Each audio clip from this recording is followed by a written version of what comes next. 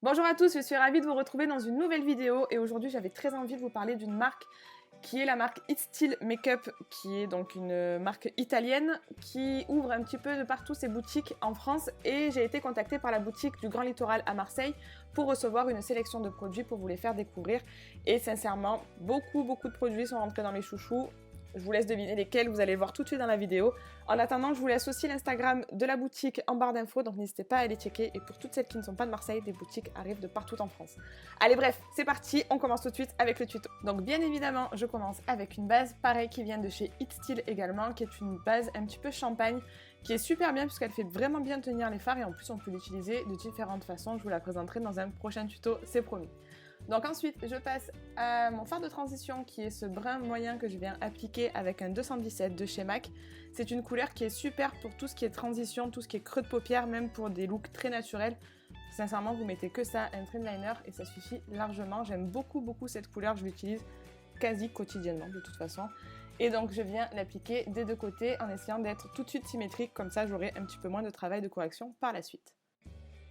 Je vais venir maintenant réchauffer le creux de paupière avec ce joli brick orangé que j'applique avec un pinceau estompeur qui vient de chez It Still, qui est super bien puisqu'il a un bout très précis, donc du coup ça me permet d'aller directement dans le creux de paupière et de commencer petit à petit mon estompage. J'aime beaucoup cette couleur puisque du coup je trouve qu'elle réchauffe juste ce qu'il faut le make-up. Alors comme ça, vu que le make-up n'est pas terminé, ça peut faire peur, mais n'hésitez pas à utiliser ce genre de couleur là dans le creux parce que ça rehausse tout de suite un maquillage et ça rehausse même le teint. C'est assez fou, mais c'est vrai que ça donne tout de suite meilleure mine. Je viens encore une fois estomper les bords avec mon 217 que j'ai utilisé tout à l'heure, qui était propre mais qui l'est un petit peu moins maintenant. Et ensuite, avec un pinceau plutôt précis, je viens prendre ce joli brun orangé que je viens appliquer uniquement dans mon creux de paupière. Donc ça, c'est important de bien l'appliquer dans le creux et de ne surtout pas redescendre vers le coin externe puisque sinon vous allez fermer votre œil et du coup, on n'aura plus de cut crease. Et je viens donc l'appliquer pile dans mon creux en essayant de ne pas trop remonter la matière ni trop la descendre sur la paupière, bien que à ce stade-là, c'est pas très grave si vous descendez sur votre paupière puisque du coup, on va corriger ça tout à l'heure. Je reviens encore une fois estomper, toujours pareil avec mon pinceau de chez It Still, le fard que je viens de poser à l'instant, en essayant de ne pas trop le déplacer et de rester vraiment concentré sur mon creux. Avec toujours le pinceau précision de tout à l'heure, je viens prendre le brun le plus foncé de la palette et je vais le placer vraiment 1 mm au-dessus de mon creux de paupière. Ça va me permettre de rehausser un petit peu mon regard et de donner l'illusion que j'ai une paupière mobile un petit peu plus large que ce que je n'ai déjà. Donc du coup, je fais pareil de l'autre côté et là, la symétrie va être hyper importante puisque du coup, sinon ça risque de vous donner l'impression d'avoir un œil beaucoup plus ouvert que l'autre. Donc il faut faire attention à cette étape-là, d'être le plus symétrique possible. Encore une fois, j'estompe bien évidemment et cette fois-ci, j'essaye de faire carrément du surplace pour déplacer au moins la matière. Donc là, je reviens avec la base que j'ai appliquée tout à l'heure et le pinceau toujours de chez MAC le 242 et je viens nettoyer entre guillemets ma paupière mobile en faisant aussi attention de bien nettoyer le coin externe, ce qui va se trouver entre mon creux de paupière et le coin externe pour donner encore une fois cette impression de paupière mobile beaucoup plus grande et beaucoup plus étirée entre guillemets.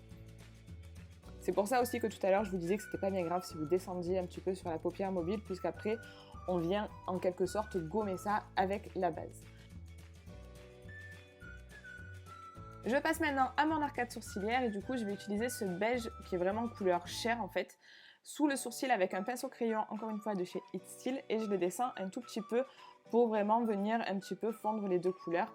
Et après bien évidemment je vais venir estomper toujours avec mon pinceau de chez MAC qui est le 217 qui est un petit peu moins propre qu'au début maintenant mais bon ça fait l'affaire, vous inquiétez pas. Donc là ça va être vraiment du travail de fignolage, vraiment ça va être des finitions. Puisque là je reprends un petit peu de mon brun de tout à l'heure pour un petit peu plus marquer le creux, c'est totalement optionnel et facultatif. Si vous voulez un résultat beaucoup plus naturel, je vous déconseille de faire ça puisque du coup ça va un petit peu plus intensifier votre creux et sophistiquer davantage entre guillemets votre maquillage. Je restompe encore une fois.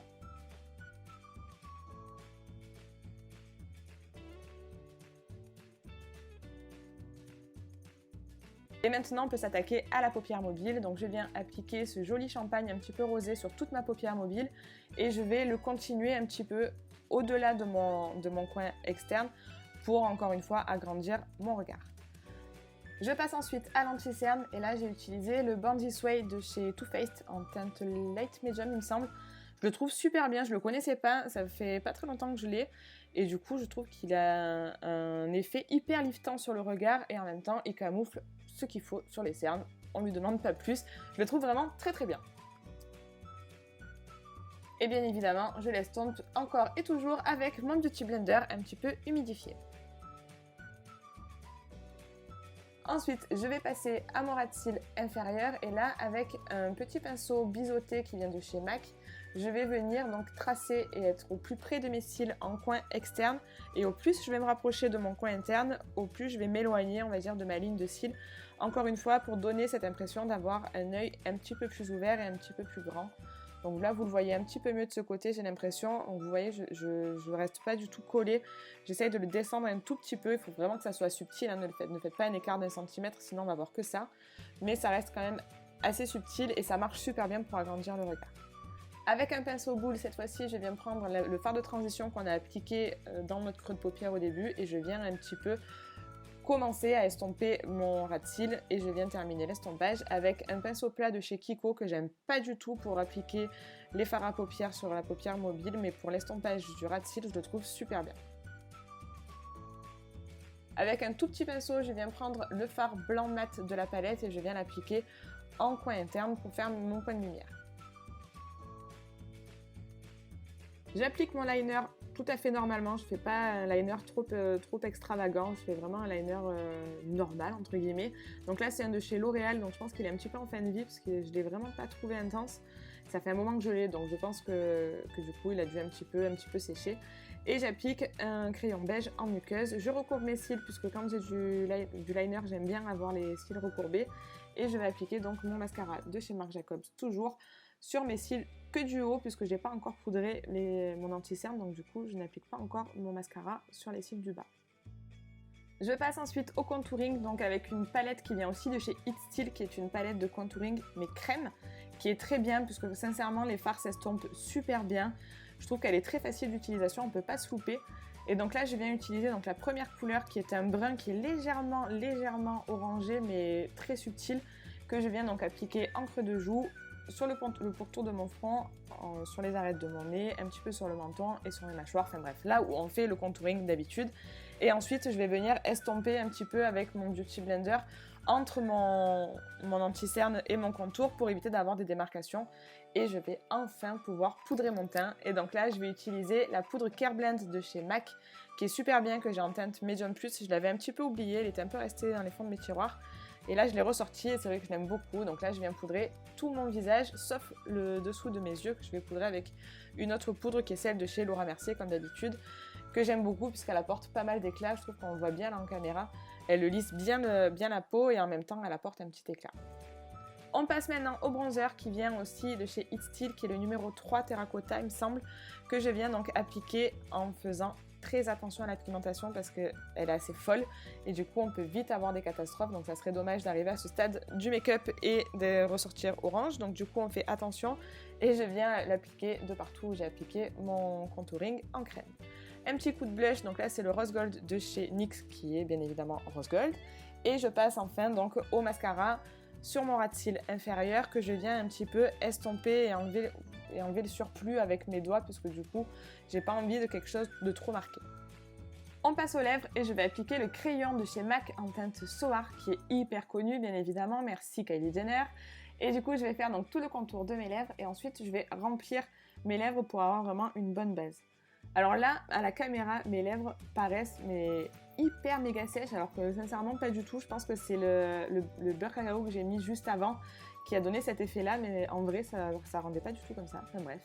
Et ensuite je vais appliquer le lip lingerie de chez NYX en teinte dentelle décorative pour un petit peu pâlir le crayon et du coup avoir des lèvres un petit peu plus mates et un petit peu plus claires aussi. Voilà le look final, j'espère vraiment qu'il vous plaît autant qu'à moi. En attendant, je vous laisse me rejoindre sur les réseaux qui s'affichent à l'écran.